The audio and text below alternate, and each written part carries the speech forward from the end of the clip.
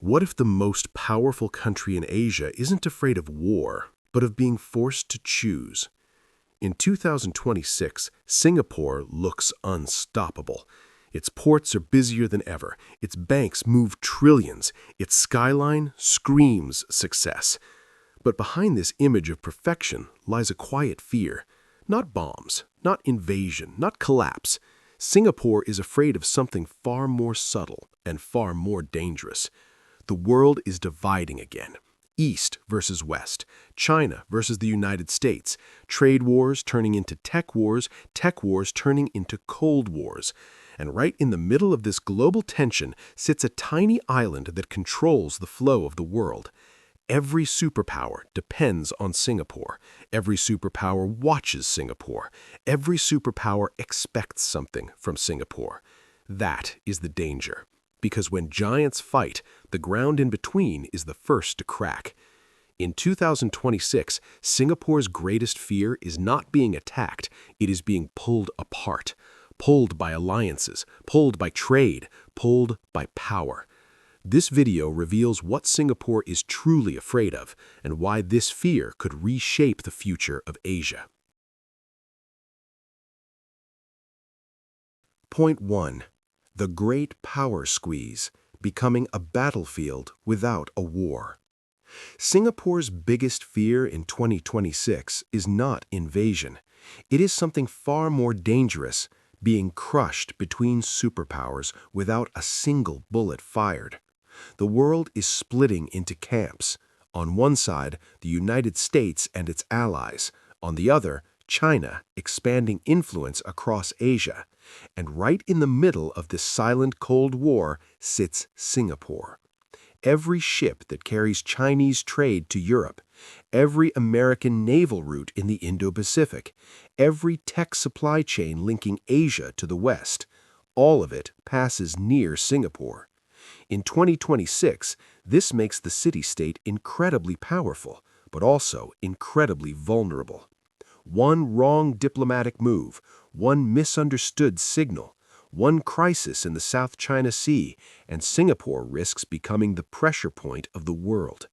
America expects loyalty. China expects neutrality. Both expect access. Singapore's nightmare is this, being forced to choose a side, because choosing means losing. If Singapore leans too close to Washington, Beijing can tighten trade, tourism, and investment. If it leans toward China, Western trust in finance, banking, and security begins to erode. And Singapore's entire model is built on one thing. Everyone trusts it. In 2026, trust is fragile. AI chips, military logistics, financial data, shipping routes. Every superpower wants control. Singapore fears becoming the stage where this invisible war is fought, not with tanks, but with sanctions, cyber attacks, and economic pressure. A single escalation in Taiwan, a naval clash in the South China Sea, a tech embargo from the West. Any of these could force Singapore into a corner. And that is the real fear, not destruction, not collapse, but losing the delicate balance that made it unstoppable. Because Singapore doesn't survive by power, it survives by precision. Point 2. Economic shock. The day global trade slows down. Singapore's second great fear in 2026 is simple, brutal, and existential. What if the world stops moving? Singapore does not survive on land. It survives on flow. Ships, money, data, energy, trade. More than 80% of its lifeline comes from what passes through it. But the modern world is fragile. One pandemic shut down ports. One war disrupted energy routes. One sanction reshaped global supply chains. One cyber attack froze shipping systems. Singapore learned something terrifying. The world does not need to collapse for Singapore to suffer. It only needs to slow down.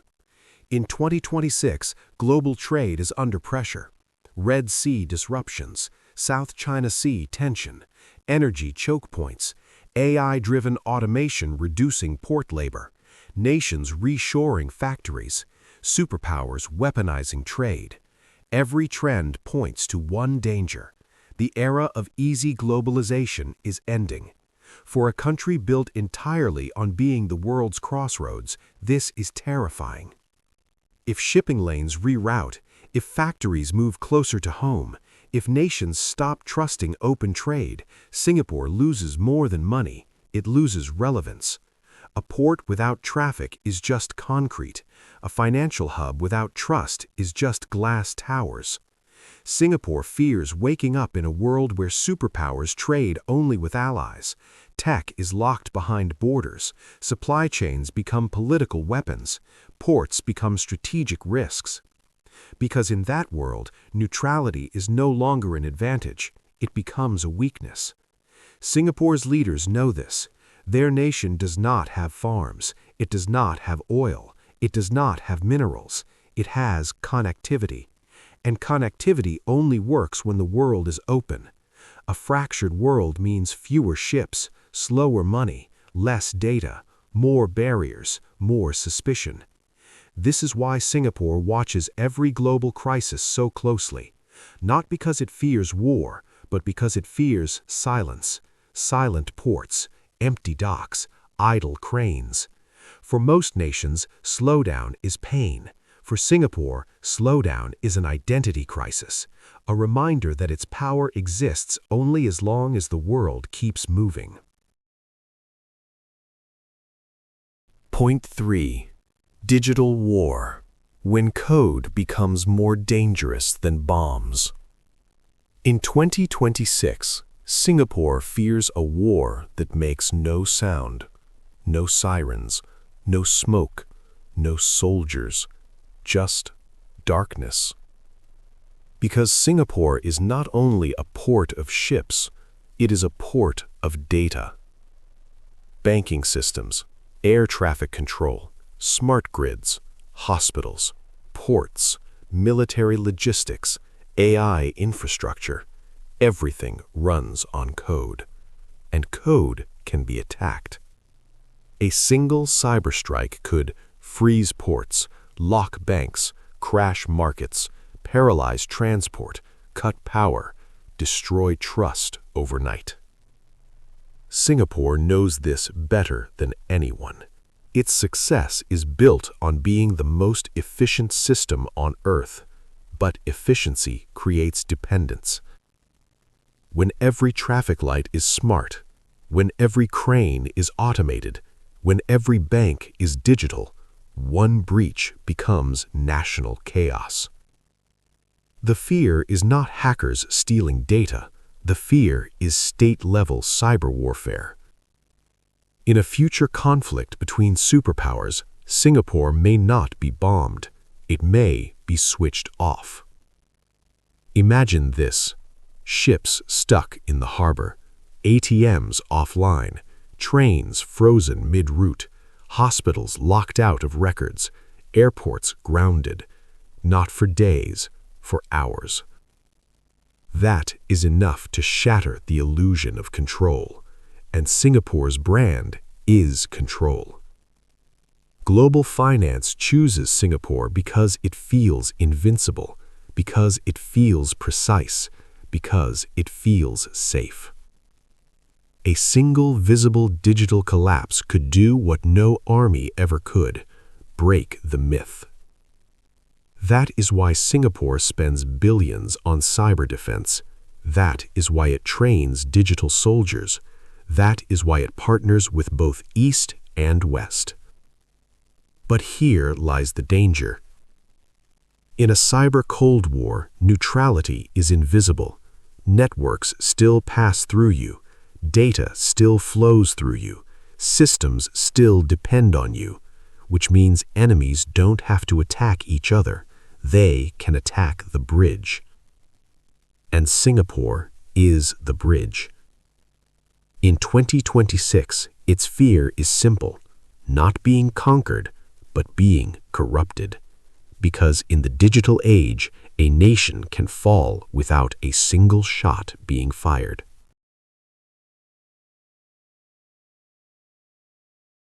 Point 4. Losing its people. The silent brain drain crisis. Singapore's fourth fear in 2026 is not external. It is internal. What if the people who made Singapore powerful start leaving? Singapore is not rich because of land. It is not strong because of size. It is unstoppable because of human capital. Engineers, financiers, scientists, strategists, entrepreneurs. Its real resource walks on two legs. But in 2026, pressure is rising. Cost of living is among the highest on Earth. Housing prices stretch young families. Work culture is intense. Competition is brutal. Global cities now offer similar safety with more space. For the first time in decades, Singapore faces a dangerous question. Is the dream still worth it? When top talent begins to think, why not Dubai? Why not Sydney? Why not Toronto? Why not Silicon Valley? Singapore loses something it cannot import. You can buy oil, you can build ports, you can construct data centers, but you cannot mass produce loyalty. If the best minds leave, Singapore doesn't just lose workers, it loses innovation, risk-taking, cultural energy, future leadership, global relevance. And in a world of AI and automation, this matters more than ever. Machines will handle logistics, algorithms will manage finance, robots will run ports.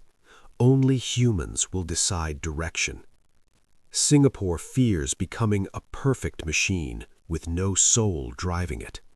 A city of systems without dreamers, a hub without pioneers. That is why Singapore is racing to redesign education, attract global talent, rebalance work-life culture, create meaning, not just money. Because the greatest danger is not invasion, it is stagnation. A future where Singapore is still efficient but no longer inspiring, still rich but no longer magnetic. In 2026, Singapore knows if it loses its people, it loses its future. Point 5. The end of neutrality, when the world stops letting you stand alone. Singapore's final and deepest fear in 2026 is this. What if neutrality itself becomes impossible? For decades, Singapore mastered a rare art.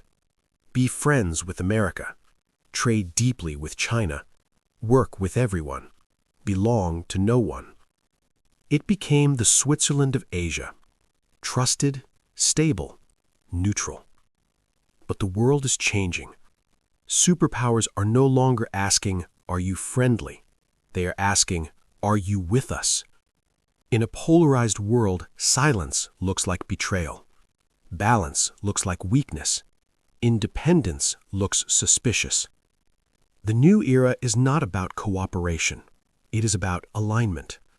Tech blocks, military blocks, economic camps, ideological spheres. Every nation is being pulled into a side, and Singapore's entire strategy is built on not choosing. But what happens when the US demands strategic loyalty, China demands economic commitment, allies demand clarity, rivals demand distance? What happens when a port deal becomes political, a chip factory becomes ideological, a data center becomes strategic, a treaty becomes a test? Singapore fears a future where every decision is interpreted as a signal, where building with one side angers the other, where hosting one leader alienates another, where neutrality no longer protects, it provokes. In that world, Singapore becomes fragile, not because it is weak, but because it is independent. The paradox is cruel. The very quality that made Singapore powerful may become its greatest risk. It was built to thrive in a globalized world, but 2026 is not globalized. It is fragmented, tribal, suspicious. Singapore's fear is not war. It is a world that no longer has space for small, smart, neutral nations. A world where giants only respect giants. And in such a world, where does a precision-built city-state belong? That is the question haunting Singapore in 2026. Singapore will not collapse in 2026. It will not burn. It will not fall to tanks or missiles.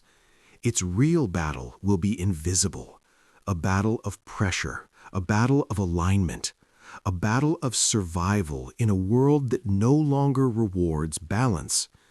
Because the future does not belong to the biggest nations. It belongs to those who can adapt when the rules change. Singapore was built for a globalized world, a world of open trade, open borders, open trust.